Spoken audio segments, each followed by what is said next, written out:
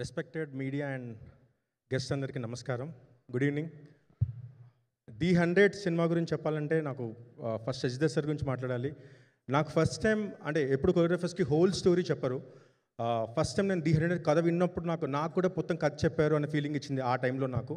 And తర్వాత సాగర్ సార్ని కలిసినప్పుడు అంటే మనం టీవీ స్క్రీన్లో చూసినప్పుడు ఒకలాగా మనం ఇమాజిన్ చేసుకుంటాం కదా, కానీ దానికి డబుల్ ట్రిపుల్గా కష్టపడుతున్నాను. అంటే ప్రతి చిన్న ఐడియా ది బెస్ట్, ఒక చిన్న ఎక్స్ప్రెషన్ వర్క్ కూడా, ఒక చిన్న మూమెంట్ వర్క్ కూడా. అంటే దీంట్లో మూమెంట్ అంటే డాన్స్ మూమెంట్స్ ఏమి ఉండవు సార్కి, క్యారెక్టర్ చెప్పే మూమెంట్ అయితే, కానీ చిన్న ఎక్స్ప్రెషన్ కూడా అది ఎంతవరకు బెస్ట్ చేయొచ్చో చాలా డిస్కస్ చేసి మరి చేస్తారు.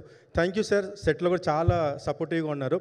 అండ్ దీంట్లో ఒక లవ్ సాంగ్ కూడా చేశాను. మరీ ది 100 సినిమా చాలా బయట చాలా సీరియస్గా చూస్తున్నారు. మరీ సీరియస్ సినిమా అని కాదు, విక్రాంత్ ఐపీఎస్కి చిన్న లవ్ స్టోరీ కూడా ఉంటుంది, అది మర్చిపోతున్నారు. మరీ అప్పటి నుంచి ఒకే సాంగ్ ప్లే చేస్తున్నారు, నాకు వినిపిస్తూ ఉంది. నేను ఒక లవ్ సాంగ్ కూడా చేశాను, దీంట్లో ఒక సీరియస్ సాంగ్ కూడా చేశాను.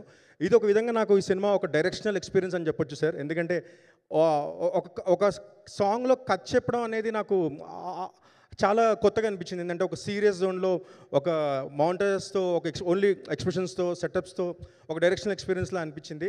Thank you for the opportunity sir. And లాస్ట్లో సీఎం రేవంత్ రెడ్డి సార్ ఇంకా రాలేదు, కానీ ఆయన తప్పకుండా నేను గుర్తు చేసుకోవాలి. వచ్చినప్పుడు ఎట్లాగో అంటే నాలాంటి టెక్నీషియన్కి అవకాశం ఉండకపోవచ్చు మాట్లాడడానికి. ఈ ఈవెంట్ ఆయన ఎప్పుడైతే వస్తున్నారని తెలిసిన తర్వాత సార్, నాకు టీం అంతా తెలుసు కాబట్టి, ఎప్పుడైతే ఆయన వస్తున్నారని తెలిసిన తర్వాత నిన్న పవన్ సార్తో, ఈరోజు రేవంత్ రెడ్డి సార్తో పరిపూర్ణమైంది అనిపించింది సార్, కంప్లీట్ అయింది అనిపించింది సినిమా. టీం అందరికీ నాకు అందరికి కలిపి all the best sir. Thank you so much.